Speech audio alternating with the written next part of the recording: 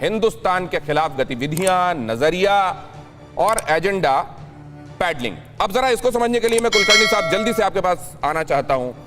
यह फोर्सी किया जा रहा होगा, अब किस तरह की तैयारियां उधर रखना चाहिए उधर के लोगों को? पीओके कब तक उधर है? जिन्हें मुझे लगता है कि पीओके के ऊपर अब हम लोगों को सख्त नजर रखनी पड़ेगी, नहीं तो पीओके जो है पाकिस्तान से चला गया, ये पाकिस्तान ने समझ लेना चाहिए कि जिस तरीके से वहां पे लॉन्च पैड्स हैं, जिस तरीके से धीरे धीरे करके पाकिस्तान आईएसएफ पूरे के पूरे मिल करके यहाँ पे आतंकियों को इकट्ठा कर रहे हैं, अब हम लोगों को कार्रवाई करनी पड़ेगी। क्योंकि पाकिस्तान ने सोच लिया है कि bleed India with 1000 cut. Pakistan की निगाह में हम लोग बार बार उनके लिए दुश्मन है। हमने बातचीत करना छोड़ देना चाहिए, क्योंकि बातचीत से कोई फल नहीं निकल रहा। आप चीन देख लीजिएगा, बातचीत करते रहेंगे, चीन अपना उल्लू सीधा करता रहेगा। चीन की जो मंशा है वो चीन करता रहेगा, पाकिस्तान की जो मंशा है पाकिस्तान करता रहेगा। पाकिस्तान और ये जो एक डिसएडवांटेज है सर हम लोगों के साथ कि हमारे पड़ोसी हैं चीन और पाकिस्तान। इस समय फिलहाल आतंकवाद का दंश झेलने के बाद, तालिबान से सबक लेने के बाद कुछ और सद्बुद्धि आई है। अमेरिका फिलहाल हिमायती दिखाई दे रहा है, लेकिन वो बैठा है उधर। ये किस तरीके का एडवांटेज या डिसएडवांटेज है? गुरमीत साहब, मैं आपसे समझना चाहता हूं, प्लीज ये समझाइए। ये क्या हमारे लिए एक बड़ा, गुरजीत सर माफ कीजिए, क्या बड़ा डिसएडवांटेज है या कोई फर्क नहीं पड़ता? इसको अगर हम डिसएडवांटेज मांगे तो अपनी टांगों पे बेड़िए बांधना जैसा है। इसको मेरे को समझ नहीं आती है कि चीन को सब कहते हैं जी बड़ा ताकतवर देश है और हम उससे हार सकते हैं। पाकिस्तान ताकतवर देश नहीं है, उससे भी हम हार सकते हैं। तो फिर हमारी नीति क्या है? हमारी नीति स्पष्ट रूप में ये होनी चाहिए कि जैसे आज ये एक घटना हुई जिसमें 5 बहादुर शहीद हुए, इसका जवाब आज रात तक मिलना चाहिए। और जब जब ये कट लगे उससे बड़ा कट होना चाहिए। ये रेसिप्रोसिटी जो होती है, ये साफ तौर पे जहां तक आप कर सकते हो आप करिए। आप चीन के साथ जो करते हो वो पाकिस्तान से करने की जरूरत नहीं है। आप पाकिस्तान को अपनी शक्ति से देखिए, चीन को आप अलग रूप से देखिए। तो आप ये कह रहे हैं कि ये जल्द अज जल्द होना चाहिए, वरना ये जस्टिस डिलेड जस्टिस डिनाइड जैसा हो जाएगा। शंकर सर, आप भी एग्री करते हैं क्या? नहीं, कुछ हद तक तो एग्री करता हूं, लेकिन इसमें जल्दबाजी भी नहीं करनी चाहिए। जल्दबाजी से नुकसान भी हो सकता है। देखिए, जब हम पिछली दफा 2 दफा हमने हमला किया है पाकिस्तान के ऊपर, वो वेल प्लान्ड एक्शन था। आपको ये भी मालूम होगा कि शायद ये अब तो सीक्रेट नहीं रही है कि जब उन्होंने एयर कॉम्बैट में आए थे यहाँ पे, उसके जब हमारे पायलट को नहीं छोड़ रहे थे तो एक मिसाइल अटैक की पूरी तैयारी हो चुकी थी। जब मिसाइल अटैक की तैयारी के बारे में पाकिस्तान को बताया गया तो उनकी टांगें हिल गई थी। तो देखिए, ये सब बातें थोड़ी प्लानिंग से होनी चाहिए। इस समय गुस्सा बहुत जबरदस्त है। इस समय बटालियन लेवल के ऊपर जहाँ के हमारे सिपाही शहीद हुए हैं उनमें खून उबल रहा है, मेरा भी खून उबल रहा है। लेकिन जिनको डिसीजन लेना है उनको उबलते खून से नहीं बल्कि दिमाग से सोच के काम करना है, और दिमाग से सोच के काम करने के बड़े अच्छे नतीजे निकलने वाले हैं। ये जो मुस्कुराहट है राजा फैजल, जब किसी की मौत होती है हिंदुस्तान की तरफ, हिंदुस्तान के सैनिक की, तो क्या एक सेकंड शंकर सर, ये समझने दीजिए, ये मुस्कुराहट क्या थी? जब आप कह रहे थे खून खौल रहा है, किसी एक मौत पर आप लोगों को आनंद आता है राजा फैजल? देखिए दिनेश, मेरी नजर में कोई आम इंडियन, कोई आम भारतीय जनता कोई भी होगा, मैं उसकी मौत पे कभी भी ऐसे रिलैक्स या खुश नहीं हूँगा, क्योंकि वो मेरे लिए इम्पोर्टेंट लोग हैं। लेकिन ऐसे लोग जो कि वहां पे कश्मीर में कश्मीरी निहत्ते कश्मीरियों को वहां पे तंग करने के लिए, राजा फैजल, आपकी तरफ से लड़ने वाला कोई सैनिक भी होता है ना? हाँ, पूरी कीजिएगा बात। आपकी तरफ से आपकी वर्दी पहनकर लड़ने वाला कोई सैनिक होता है ना, हम उसका भी सम्मान करते हैं, क्योंकि वो आपके राष्ट्र के लिए, आपके मुल्क के लिए लड़ रहा होता है। मेरी बात सुन ले। आप एजेंडा चलाते हैं।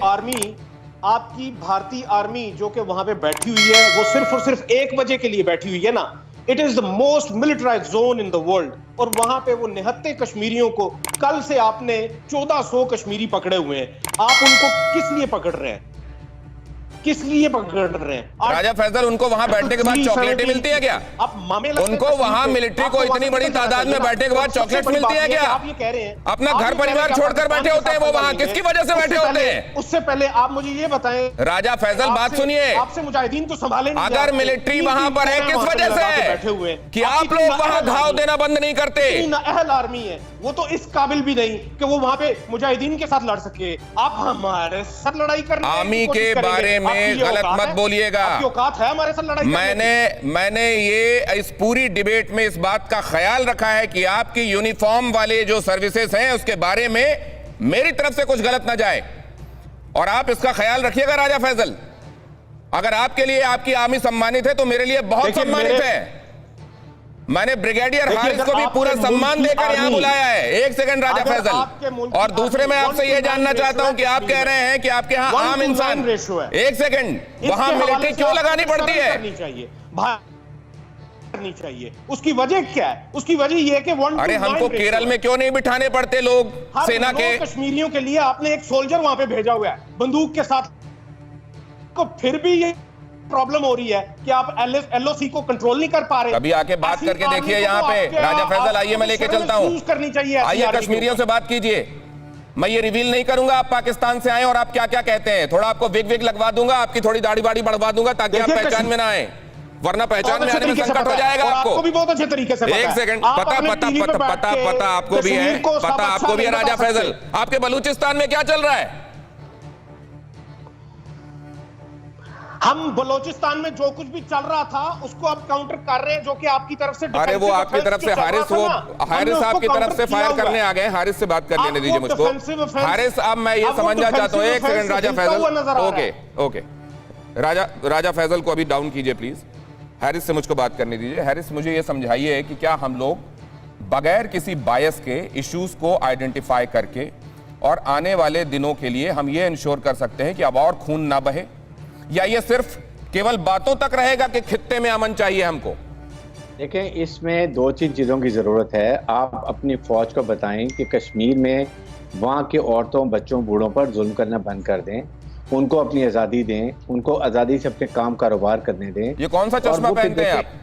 ये मैं वही चश्मा पहनता हूँ जो मुझे वहाँ कश्मीर में नजर आ रहा है, और उसके बाद बैठ के नजर आ जाता है आपको ना। तो ये जो आप फिक्शनल चश्मा पहनते हैं इसको उतार के सच्चाई देखिए। शंकर प्रसाद साहब कुछ कह रहे हैं, सुनिए उनको। जैसे अमेरिका निकले ना, कश्मीरी यूथ आते हैं। शंकर सर की आवाज दीजिए प्लीज। गौतम, जब हमारे यहाँ फौज की भर्ती खुलती है तो सैकड़ों जवान कश्मीर के फौज में भर्ती करने के लिए आते हैं। तस्वीरें देख लीजिए, वीडियो देख लीजिए। आज आप सिविल सर्विसेज के एग्जाम्स के रिजल्ट देखिए, कितने बच्चे कश्मीर से उसकी मेरिट लिस्ट में आ रहे हैं।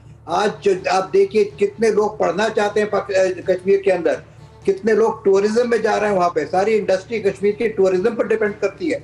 आप जरा देखिए वहाँ के पिछले 3 महीने के जो तस्वीरें आ रही है और वीडियोज आ रही हैं, और जो लोग वहाँ घूम कर आए, मेरे बहुत मित्र घूम कर आए वहाँ पे, वो कहते हैं जी इतना अच्छा मन चैन तो मुझे दिखा ही नहीं कभी। सब एंजॉय कर रहे हैं वहाँ पे, शिकारे वाले एंजॉय कर रहे हैं, फूल बिक रहे हैं, गार्डन फ्लावर कर रहे हैं, गोल्फ कोर्सेज चल रहे हैं। ये क्या बात कर रहे हैं? इन्हें असलियत पता नहीं है। जरा झांक कर देखें कि पीओके में क्या हो रहा है। कुलकर्णी सर से एक आखिरी रिएक्शन लूंगा। कुलकर्णी सर, लेकिन सवाल यह है कि अगर नजरिया कोई बदलने के लिए तैयार नहीं है तो इलाज क्या है?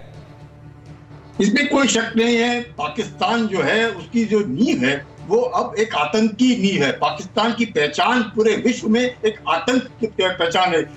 अमेरिका जो उनका बिल्कुल पक्का दोस्त था, अल्लाह, अमेरिका और आर्मी, यही 3 पाकिस्तान में जाने जाते। उन्होंने क्या कहा कि हमने इनको $30 बिलियन दिए, इन्होंने हमको मूर्ख बनाया। तो अगर एक देश दूसरे देश को ये कहता है जिसका ये अलाय था, और आज ये चीन के साथ जाके के सटक गए हैं और उसके दोस्त बन गए, ये दिखाएं पाकिस्तान की जो मानसिकता है। जब तक पाकिस्तान की मानसिकता में बदलाव नहीं आएगा, मानसिकता क्यों बदली जाएगी सर? उसी मानसिकता से तो पाकिस्तान का जन्म हुआ ना।